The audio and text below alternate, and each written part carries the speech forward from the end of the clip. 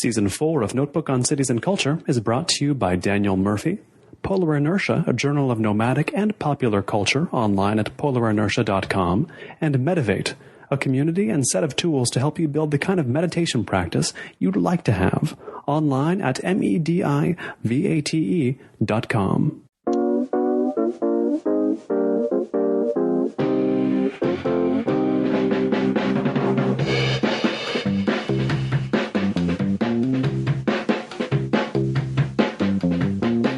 Today we've got a special episode of Notebook on Cities and Culture.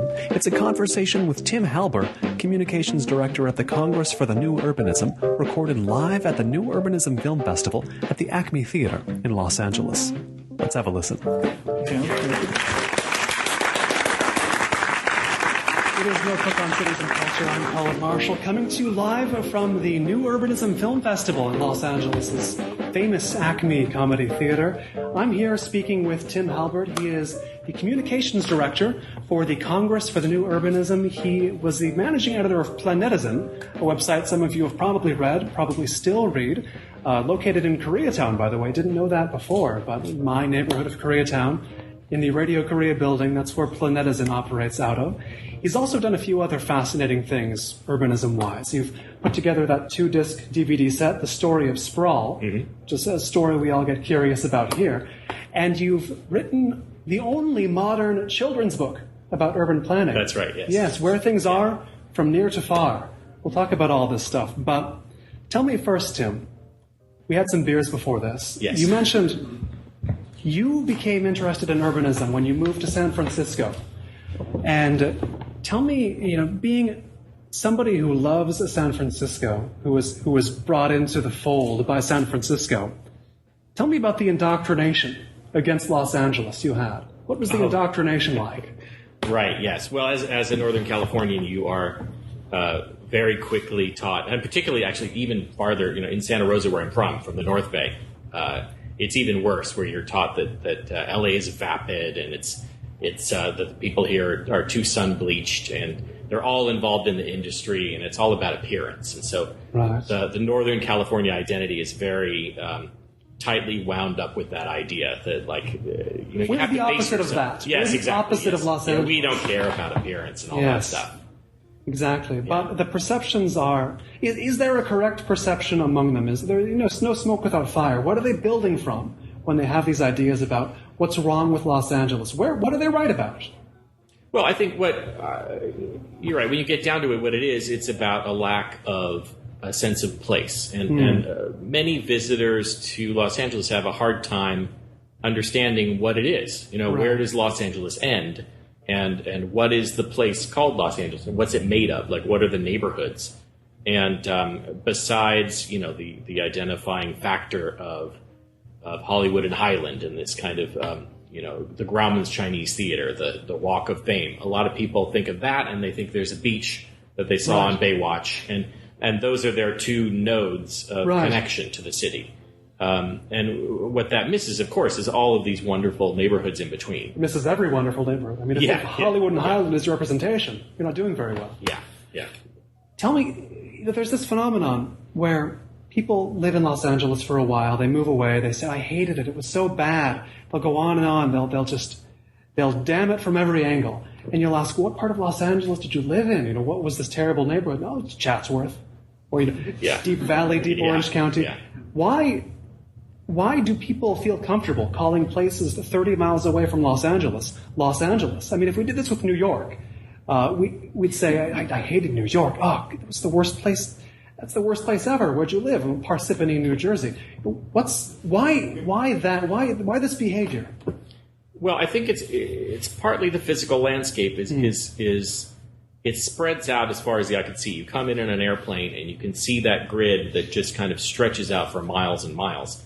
And so, and the perception that a freeway will get you places. Right. There's these freeways you can go from place to place, and 20 minutes to everywhere. I've heard. Right. Except it isn't anymore. It was a film strip from 1962. Right. And there are cities where that continues to be true. So if you come from, say, Milwaukee, and you live on a freeway, you can get a long distance from where you live in in the suburban community to downtown pretty quickly. There's not much going on. There's more going on now than there used to be. But I think that's partly why that perception is antiquated. Is people are still invested in this American idea that you can live outside of the city and get around and experience, still work in various places. And LA is so spread out. If people have told me that a lot. They'll say they'll live in the Valley and they'll be commuting to somewhere downtown or to work in the studios or wherever they work. They're in their cars for an hour every day, and of course that's going to color your perception.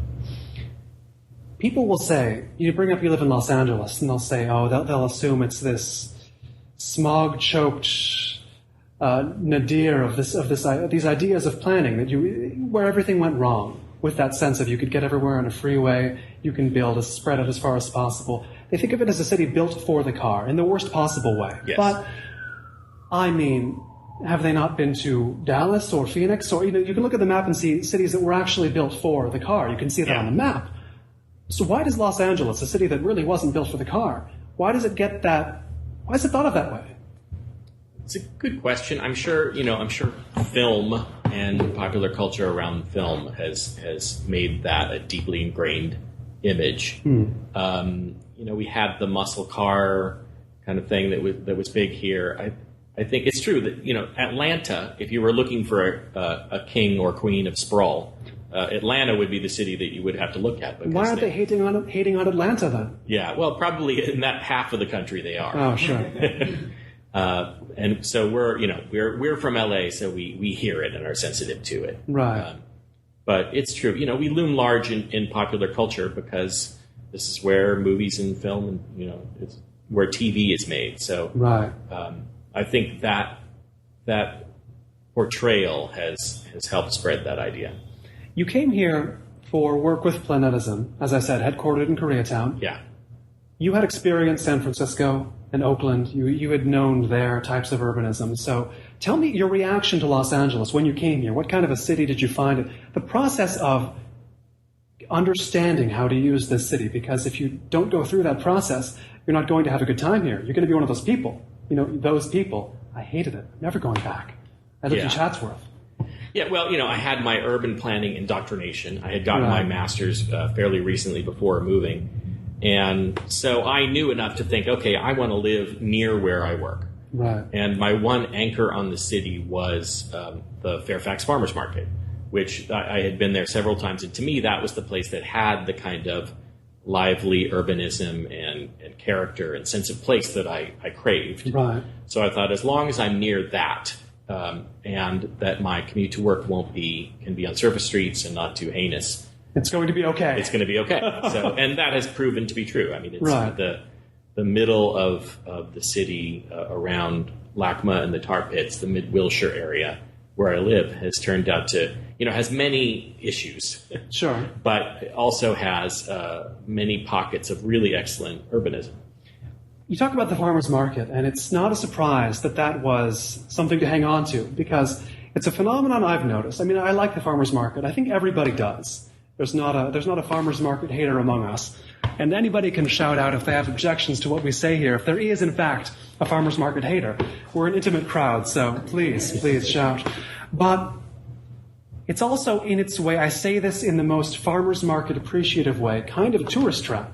Yes. And even more so the Grove behind it, which I think as many lovers as the farmers market has, the Grove has haters.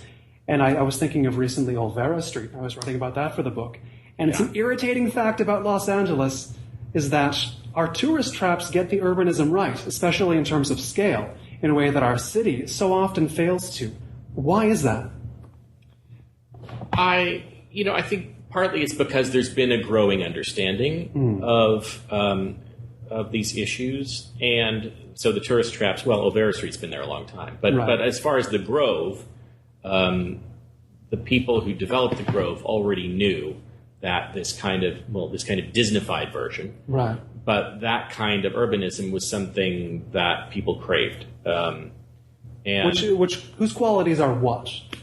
Whose qualities? The qualities of this urbanism. Its qualities are what? What is this urbanism people are craving? Well, it's walkable places. Right. It's places that have a mix of uses, so that that people live above. That's false in terms of the Grove. It's a recreation. You wouldn't want to live in the Grove. No, you wouldn't. Somebody would buy. Somebody would. Somebody would live They there. got to do that. Yeah. Money on the table. Yeah. Rick Caruso. Yeah. Well, and there's a false sense of the fact that people live above the stores in that development. But it's retrofitting a certain infrastructure. Right. Is costs a lot of money and it takes time. So there are plenty of places in LA that do have that sense of the stuff that people crave. What's your list? What are the places you recommend for the urbanist in Los Angeles, other than the farmers market? 3rd Street. I spend a lot of time on 3rd Street. No, actually here. I don't like 3rd Street, Santa Monica. I was going to say. Even though it's very popular. 3rd Street here and Beverly both actually have a lot of fine-grained little shops and restaurants that are pleasant to be in. Like Jones on 3rd has a whole culture around it.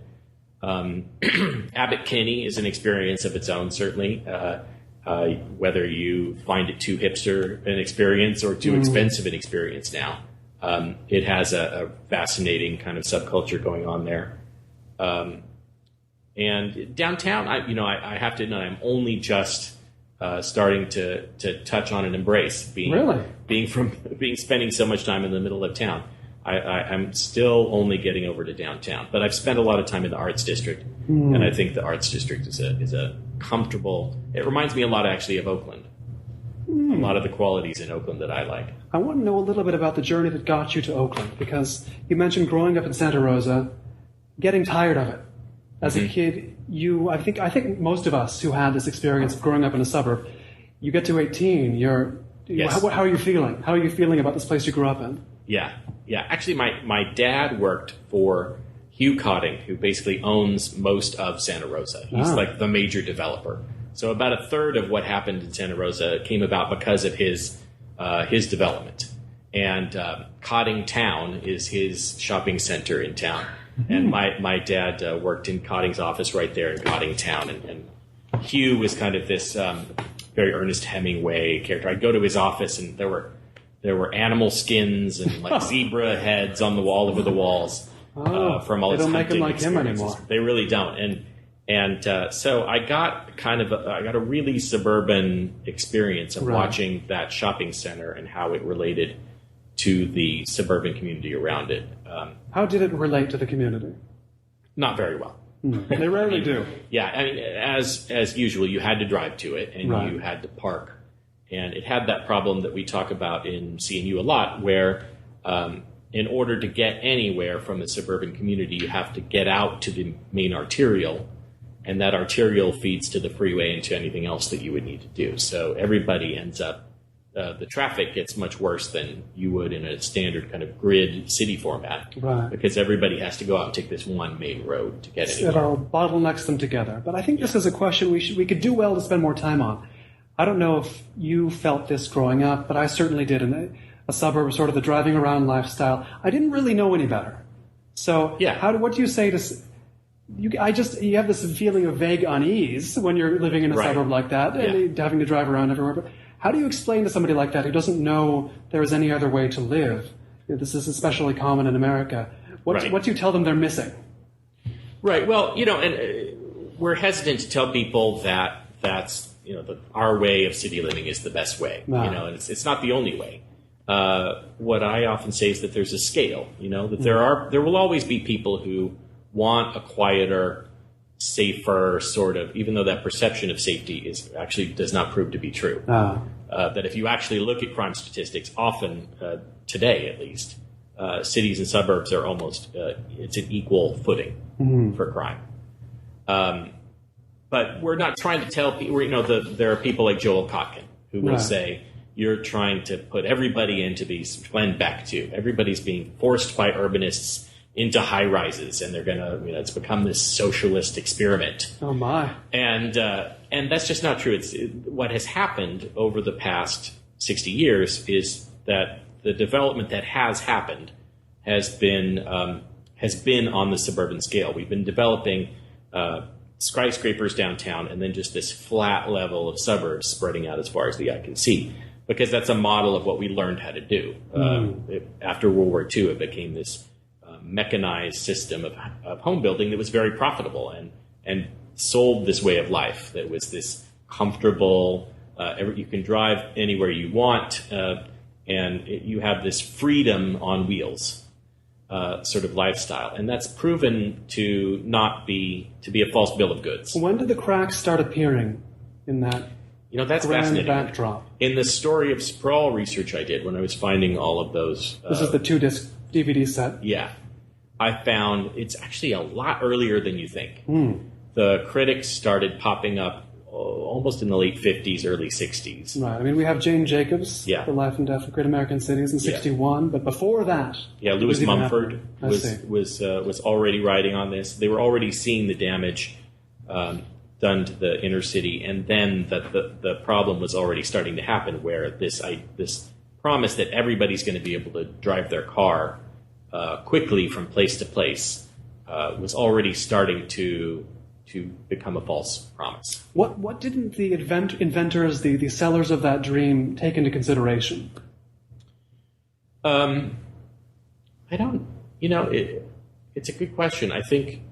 Or did they just not care? It's almost the popularity of it. I see. Wasn't what they took into consideration, and the cost of that infrastructure. That infrastructure cost was subsidized for so long that, and it's still a lot on the books today. You're basically encouraged by the federal government to invest in a single-family home because the product of multifamily housing, of apartment buildings, is still kind of stigmatized by the federal government.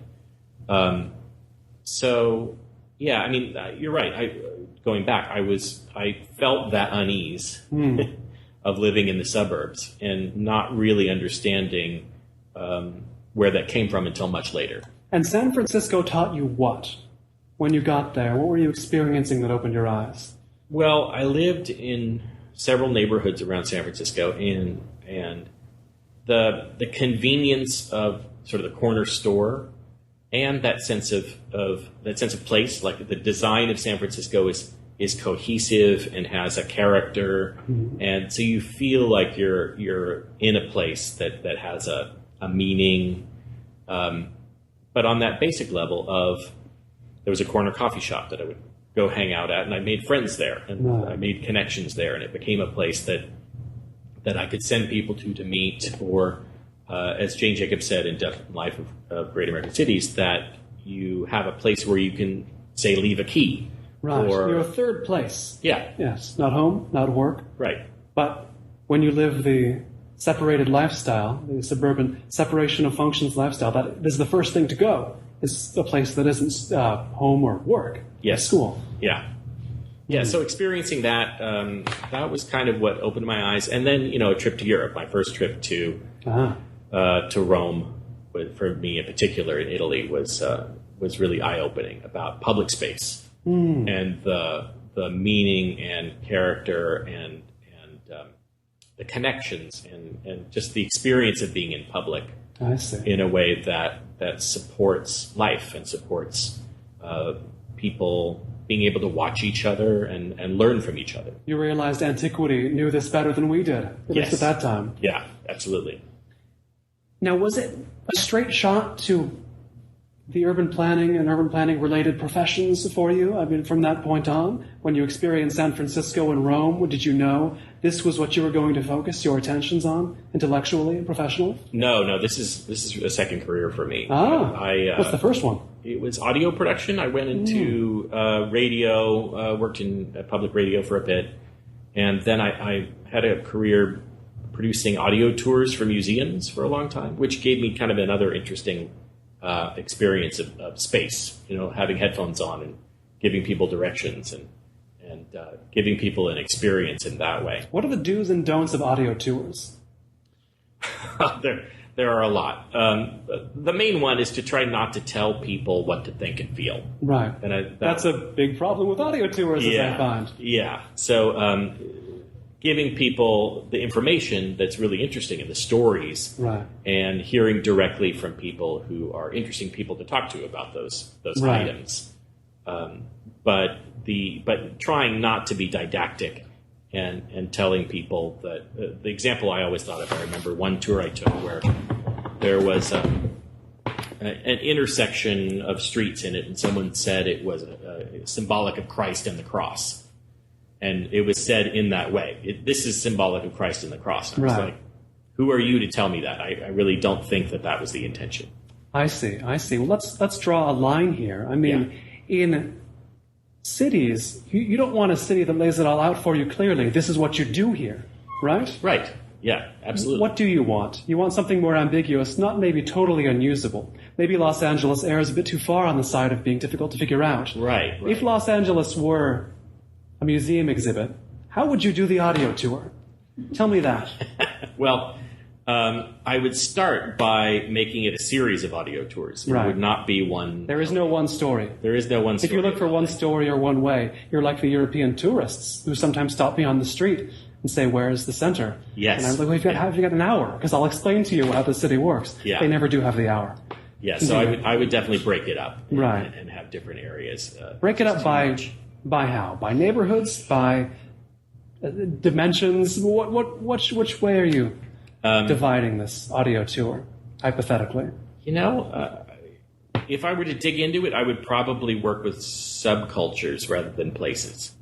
I think it would be interesting to follow paths of, say, the Persians Sure. in the west side of town, and little Tehran. There's a section over there that that's tarantulas. There we go. That's what it's called. If you know this stuff, shout it out. Please. We need all the help we can get. So I think it would be fascinating to dig in. Like, one of the best audio tours I worked on was a tour of New York's Chinatown, and trying to get beyond the drug opium war kind of story that people told of it, and interview the people who lived there and tell the real story of Right. how they related. And I discovered that there was a really interesting culture of people from, where was it?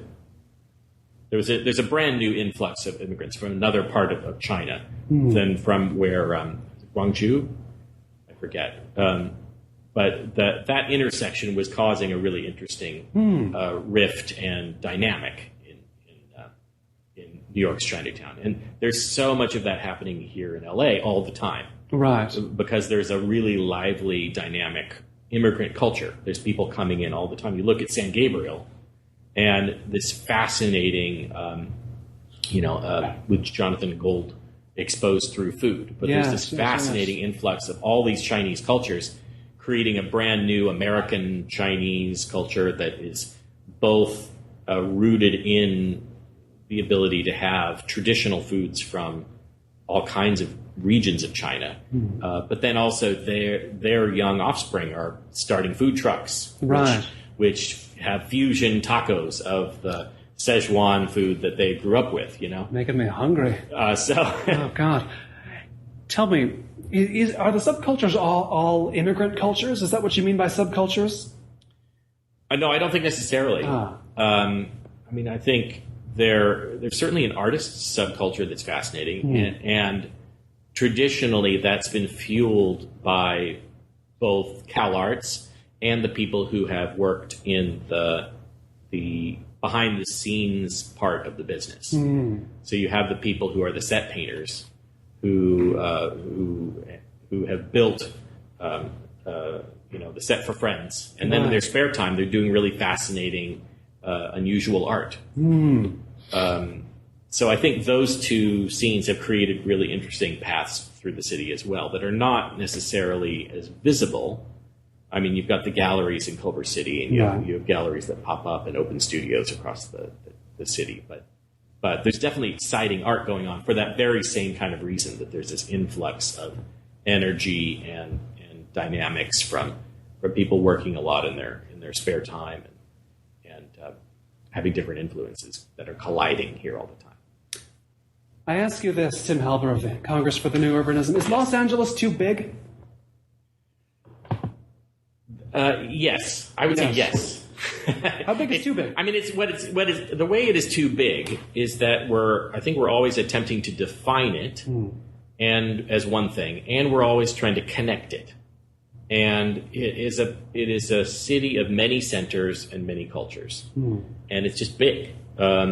So if we had more physical barriers, I mean, it would be a little more obvious. We've got the ocean.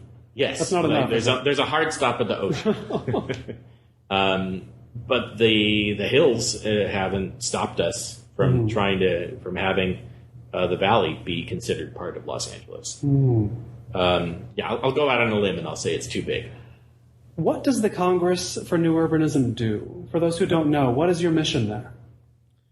Well, you have to go back to the founding story really briefly in order to tell that story, because there were a collection of urban thinkers, really smart leaders in urbanism, who came together, architects, planners, people from different sides, who in 1993 had what we call a Congress, just like a conference. Right.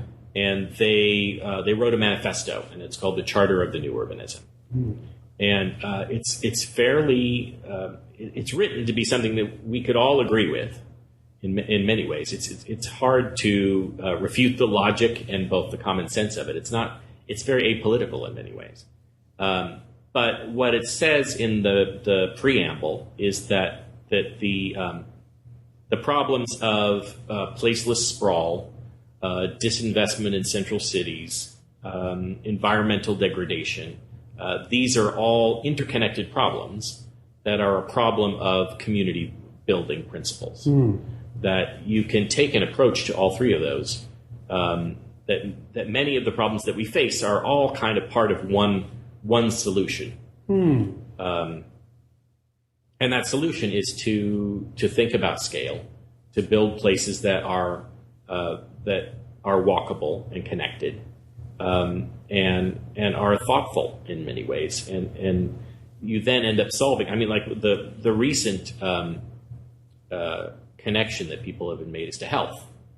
Over the last several years, the connection has been about obesity, and health is a problem of people being able to walk some places in their lives. Just the daily walking, even if it's just a few blocks down to the store or around your neighborhood, that makes the difference in a lot of public health issues. So creating places where people want to go down the street and are free to bike or walk to at least a few of the things that they need to do in their lives makes a huge difference. So this sounds simple. What gets in the way? Why can't we make more of these places? Why don't we have more already? We'll say that. Right. Well, it's very much about the urban planning of the 40s to the early 40s and 50s, when the car was becoming more ubiquitous. We were building this suburban sprawl, suburban homes as far as the eye can see. And so everything became sort of specialized, for one, because we'd separated out all our uses. But then it was very much about transportation planning, being about moving cars around as quickly as possible. So we carved out our cities to make parking lots and to make big freeways that would cut through neighborhoods, and the streets to have big rounded corners that we can quickly move our cars through. And that made our environments a lot less safe for pedestrians and a lot less accessible for people to walk around. And that then broke a lot of the connections that people had, the social and economic connections that people had in their neighborhoods. So, it caused a lot of disinvestment and a sense of a lack of place. What does it emblematize that at 1100 Wilshire we have a building with 15 stories of pure parking with a thin blade of skyscraper on top that is just a brown wall on the street level? Is that as low as we got as far as planning goes? Development? There's plenty like that, plenty worse. Oh, really? Yeah, I think so. What does it take to clear away that stuff? What does it take to new urbanize a city like Los Angeles? We were talking earlier about Jan Gehl talking about acupuncture. Yes, that's as he refers to. I was recently at Jan Gehl's office in Copenhagen, and he refers to, the improvements made in Los Angeles so far as acupuncture. But yeah, and I think the lesson of... I don't think he believes in acupuncture, by the way. That doesn't mean it's effective. Right. But I think urban acupuncture can be effective, and infill in particular. Meaning what? Meaning, rather than trying to solve all our problems by building a brand new utopia, right? Like taking some empty land and trying to build, and this was something that the new urbanists got criticized for early on, is to build only in a greenfield, that you've now created this brand new perfect utopia. But then that often can have a sense of Disneyfication. As utopias do. A sense of falseness and lack of authenticity. And whereas Los Angeles actually has a lot of authenticity, and the problems are more a sense of, okay, let's take this empty lot and turn it, that's very prominent, and turn it into a place that people want to be and people want to live. And if we went in and put in street trees here, and put in some benches along this corner, and put in a cafe over here, we gave some incentives to have an art center and some businesses over here that would be attractive to people to hang out in.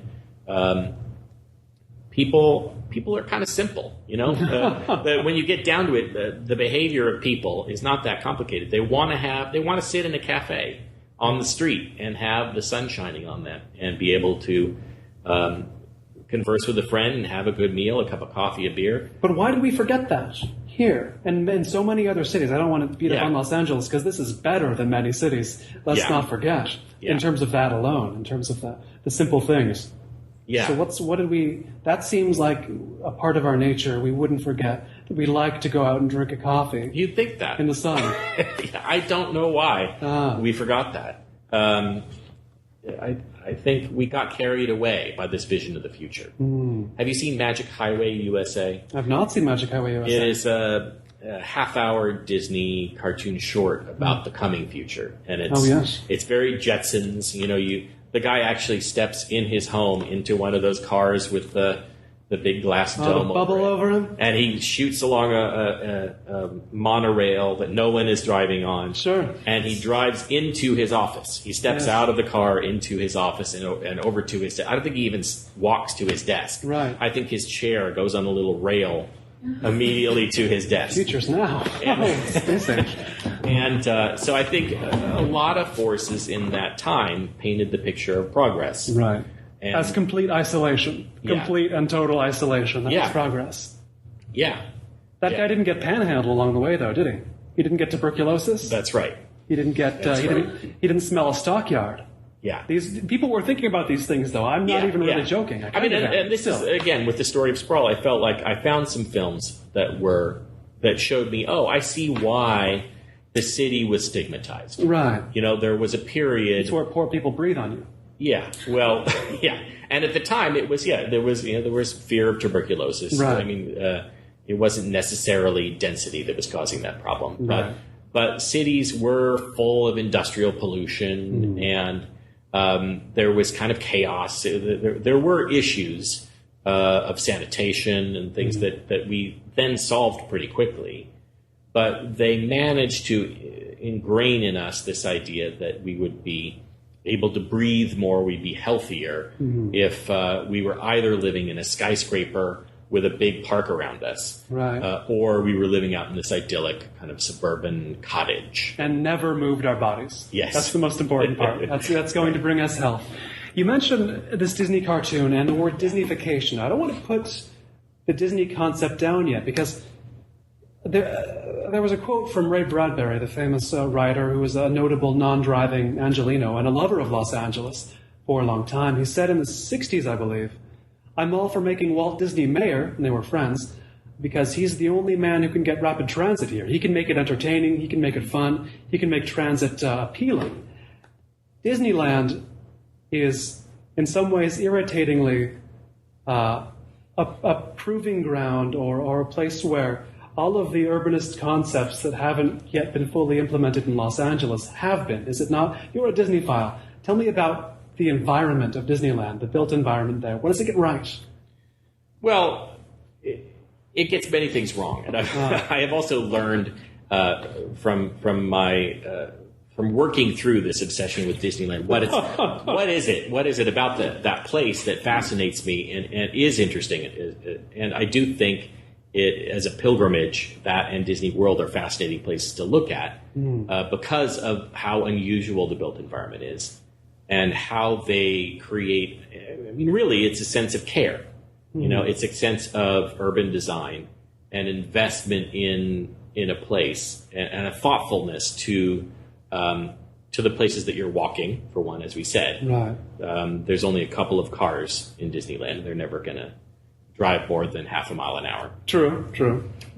So to me, it's that. The main street of Disneyland has stores that are right on the main esplanade, and you're allowed to walk freely, and so there's a sense of safety and a sense of that you're someplace that people can walk and see each other and hang out in. Tell me some of the hard, concrete qualities of Disneyland we could learn from in Los Angeles. How can Los Angeles imitate Disneyland in a way that is not Disney-fied? What's a lesson we can draw? Because everybody here has been to Disneyland, I'm sure. Right. What do you see there?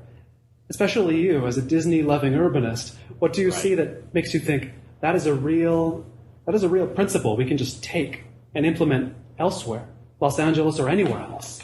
Right.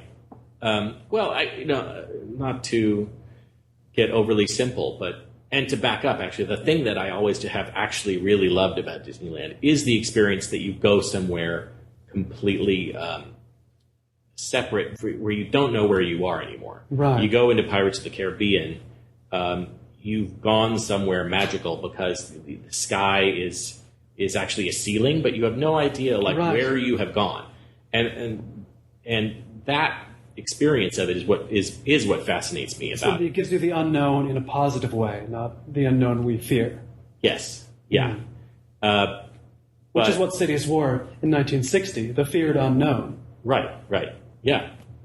But the basic lessons are those I just spelled out, where it's a walkable place. There's a corn dog stand right there. Every city needs a corn dog It's stand. Not that complex. Right. It's a place that you, which unfortunately now is so crowded that it is an unpleasant place to be. Oh. So I guess it's sort of the suburban experience all over again. What are tickets now? $90? Yeah, 92. I was there a couple of weeks ago, actually. So you probably have the season pass, though, right? I do not. No, I don't. I don't get there that frequently. Once or twice a year is my limit. Now, this sense of, we have an Olvera Street, we have Disneyland, we have the Grove, we have these very planned environments in and around Los Angeles. We have environments that feel completely unplanned within the city itself. There are dissatisfactions on both ends of the spectrum. What is the task here? When does an environment get too planned? What's a sign someplace has been too planned?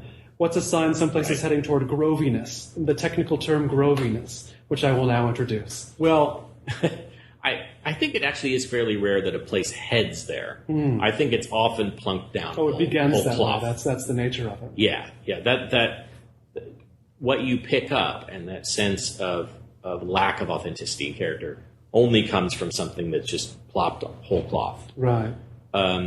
Neighborhoods can certainly, as Abbot Kinney Boulevard is becoming, and is I read an article recently where people were complaining about the fact that it was getting too expensive and starting to lose the character that it had. Right.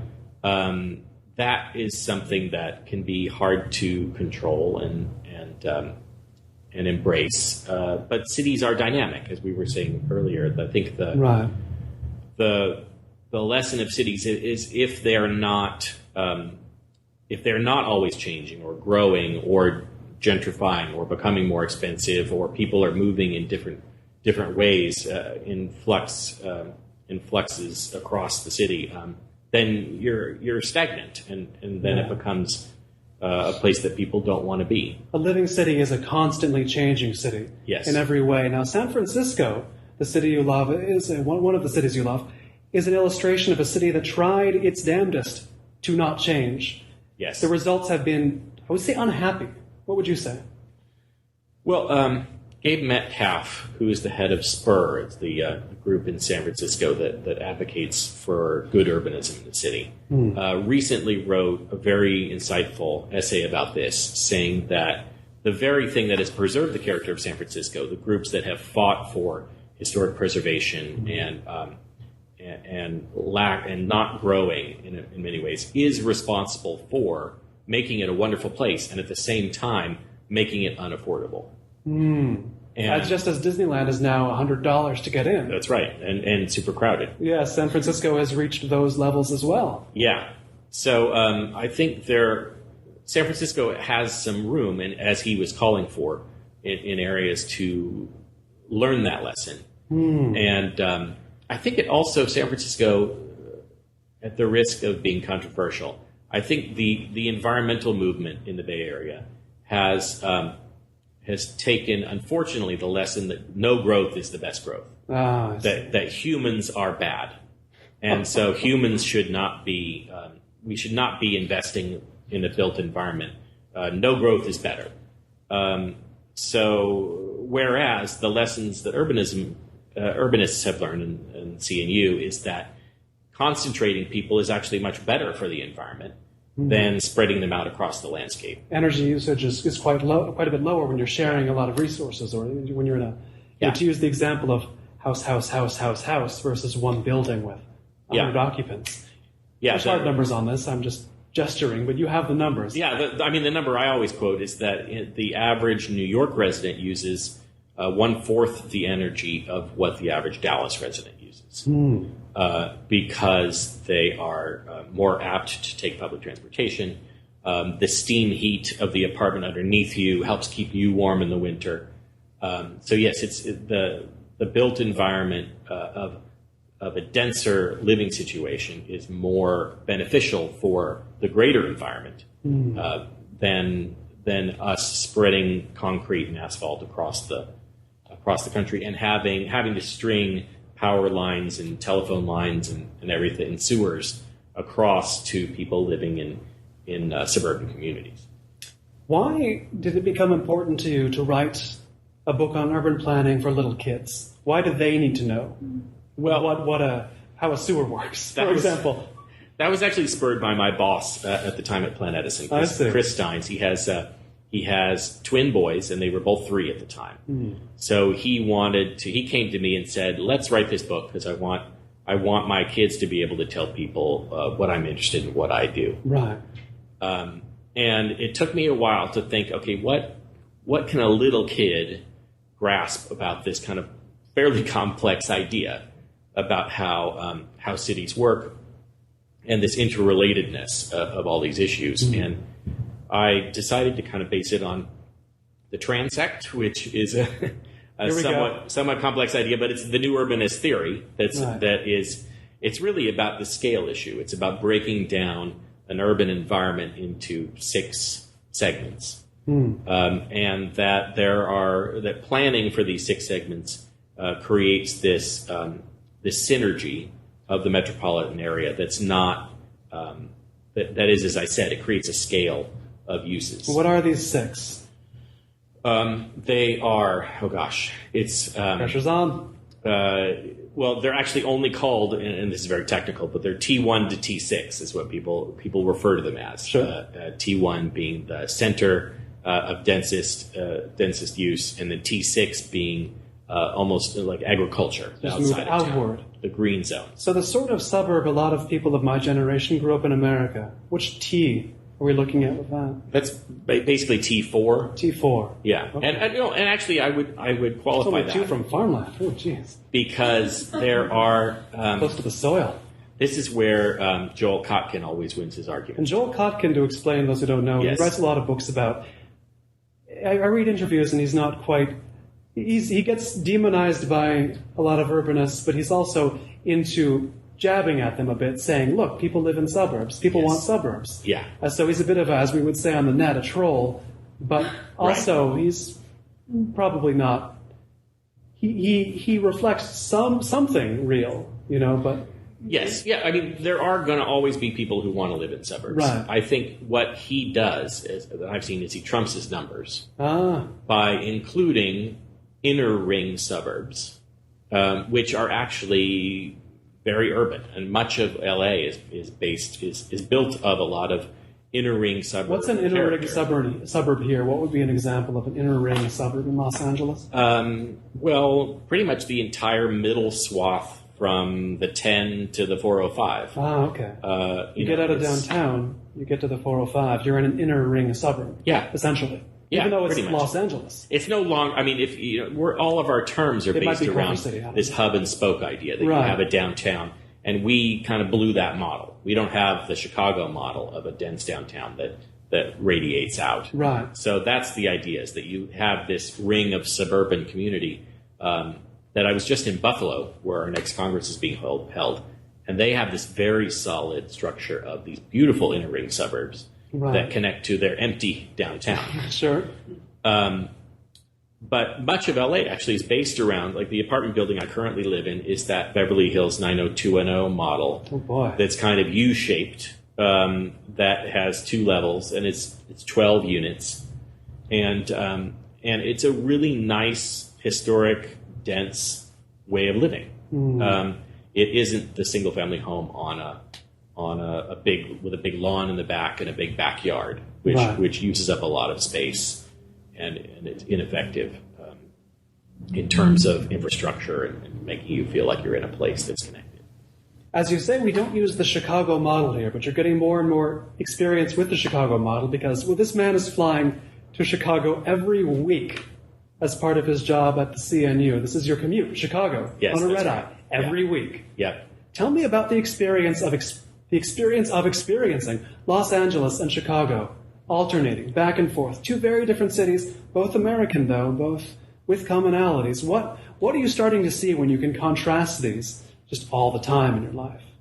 Well, one, obviously the weather is a huge issue. I have to pack a big winter coat. Probably had to buy that in my bag for this job, right? Yes. Yeah. No, you didn't own one. No way. No, I did not. And I have to leave the loafers at home, right? Except in of course in the summer when then it's blisteringly hot. When the loafers are too much in Chicago. Yes. So so that of course is the most stark thing. And then I'm a complete transit user in Chicago. Right. I have a rental along the Blue Line, which connects me right to my office and to O'Hare. It's a different way of life, and it is interesting as an urbanist. The transit lifestyle has, we advocate for it, and it can at times feel quite inconvenient. And I come back to LA, and I'm like, oh, I can get in my car and drive somewhere, and it feels very comfortable. Now, are you purely a driver in Los Angeles right now, or what are your ways of getting around? I have a bike, which doesn't get as much use as it should. I walk to things pretty frequently. I have a Chihuahua that I walk around with, and so I can get around and solve. I can get to my dry cleaner. That seems to be sort of a native strategy in Los Angeles for getting some exercise. If you drive everywhere, get a dog. Yes, and that may be a key to why dogs are so prevalent. People need to walk. That's right. A dog is an excuse. Yeah. Is that how it is for you? I stumbled into having a dog, and it wasn't a deliberate strategy, but yes, it does get me out walking around my neighborhood, and it's a nice in Carthay Square, Carthay Circle. It's kind of this, again, a fantasy suburb. It's mostly duplexes and apartment buildings, so it's more dense, but it has this unique LA character of kind of fantasy lighting. It's kind of Spanish and Moorish and tropical. So I do enjoy walking through it. 10 years from now in Los Angeles, what do you want to see changed? Ideally, what do you want to see here? What's something in a decade you would like to see have happened, be it with transit, be it with development, be it with laws, be it with anything? You know what needs to change first so other things can change. What would you like to see in a decade? Well, I would like to see a growing awareness of the neighborhoods and a growing sense of connectivity and place among those neighborhoods. Now, what does that translate to concretely? If we have a sense of connectivity and place, what do we have? What's different in the feel and the experience of these neighborhoods? If you think about San Francisco being a place I know, there's the Mission. There's Fisherman's Wharf. There's the Inner Sunset. There's every neighborhood. People know what it's called and how you get there and what you're going to experience when you get there. Right. And that creates kind of a more cohesive whole. And I think a lot of what LA has is a lack of recognition of what we have. Of our neighborhoods? Yeah. Like I often try to refer to where I live, and I'm at a loss for words because you can say people refer to it in many different ways. It's Mid Wilshire. It's I say it's near the tar pits, right? Because that can often be, or LACMA, because those are landmarks that people might know. But a neighborhood name doesn't necessarily mean anything. No, but like you can forge through a variety of tactics a sense of place, and whether it's by formal means. By putting in a park or a public square or an amenity that becomes a place that people gather.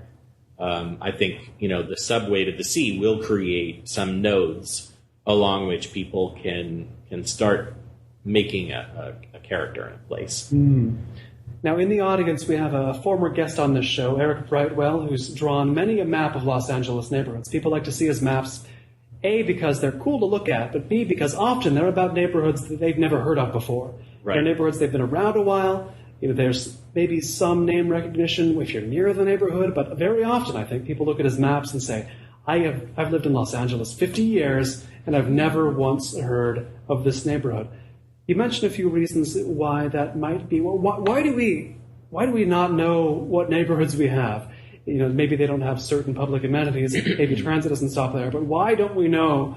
Why couldn't each of us name the majority of the neighborhoods in Los Angeles? Because it's too big. I guess because it's too big. I mean, there's just a lack of definition. Things flow right into each other. You know a neighborhood by feel when you're there. I'm at Pico and Fairfax, and I go west. And suddenly there's kebab shops, and there are kosher markets, and there are people walking around wearing yarmulkes, and you're like, oh, this place has an identity. This is a Jewish neighborhood, and the character of this place becomes cohesive. And so, and it goes back to Disney, I guess. Like, yes, to me, I think the ways you can often create change and make a place feel like a place you want to be is by theming relatively, almost like on the edge of theming, because you want to maintain authenticity, right? But you want to capture the spirit and the character that is there and enhance it. Put a little salt on it, create a sense that this is, create more flavor of that space. And there are often underused elements. I mean, this is one thing I learned working with Art Place previously to CNU, is that there are places like this place in, I'm going to forget where it is, North Carolina. There's a small town that this one artist who was this old guy who had been through World War II and was a welder in World War II. And he started, when he got home from the war, he started building these whirligigs, these giant metal constructions with these fan blades on them that that had the guy sawing wood and all that. So he like all the extras. So he spent his time making these fanciful whirligigs, and now that town has embraced him and is building a park in the center of town with his whirligigs as kind of this this marker that this is a place of uniqueness. This is a place that people care about, and it's creating. They've already stirred up some new development in the town and created some new jobs for people, like working with the whirligigs to maintain them, and creating a sense of metalworking and all that. Like the Crucible in Oakland is actually this really fascinating example of that. Are you familiar with the Crucible? I'm not. It's an arts organization very much in the Burning Man mode. They participate in Burning Man. They found they're in an industrial building, and they teach welding and metalwork and this kind of pride and identity around building things with metal and having this very hardcore, tattooed Burning Man sort of lifestyle around this kind of artistic investment. And it's created a sense of identity in Oakland that's really strong, that has managed to pervade. People have been like, oh, well, let's take these other unused industrial spaces, and I'm going to create an identity by being a sculptor of large pieces, and I'm going to turn it, make a living off of creating jewelry. And this maker culture has kind of expanded there and created a subculture again that has created an identity and a brand and theming, shall we say, for that place. Plenty to learn from. Been speaking here with Tim Halbur. He is the Communications Director at the Congress for the New Urbanism. He has been the Managing Editor of Planetizen. He was previously that. He's written the children's book on urban planning, Where Things Are From Near to Far. He also put together the 2-DVD set, The Story of Sprawl. Tim, thanks so much. Thank you. It's a pleasure. This is the Notebook on Cities and Culture live at the New Urbanism Film Festival in Los Angeles, California. I've been Colin Marshall. You can keep up with the cultural creators, internationalists, and observers of the urban scene on the show at colinmarshall.org. Thanks. Thank you. Thank you for showing up. This will be podcast as well, so you've heard it first before the audience internationally. I hope you feel suitably lucky. Special thanks to everyone who backed Season 4 on Kickstarter, including Joel Neville Anderson, Daniel Levin Becker, Paige Calvert, Commander Manvark, Jonathan Crow, John Cunningham, David Dawes, James DeVito, Tim Dobbs, Paul Doyle, Jake Elliott, Kevin Emmett, Lawrence English, Jonathan Filbert, Andrew Philippone Jr., Michael Fransky, John French, Themistocles Eucrucius, Will Graham, Umberto Grant, Samuel Hansen, David Hayes, Jeff Hillenbrand, Mark Hines, Andrew Johnstone, Tadeusz Andrzej Kadlubowski, Peter Kavanaugh, Ted Kane, Andy Cooney, Evan Landman, Alfred Lee, James Maloney, Sean McDonald, Alberto Bruzos Moro, Jason Miller, Rob Montz, Daniel Murphy, Richard Nash, Aidan Nullman, Patrick O'Flaherty, Danny Olson, Michael O'Regan, Ian Blosker, Christopher Porter, MJ Pritchett, Piers Rippey, Rob Schultz, Todd Shimoda, Cam Smith, Deborah Smith, Adam Sutherland, Maureen Kincaid Speller, Anna Treher, Thomas Unterberger, Matt Warren, Nick Weigelt, Dion Wolf, Cynthia Yang, and Wayne Wright.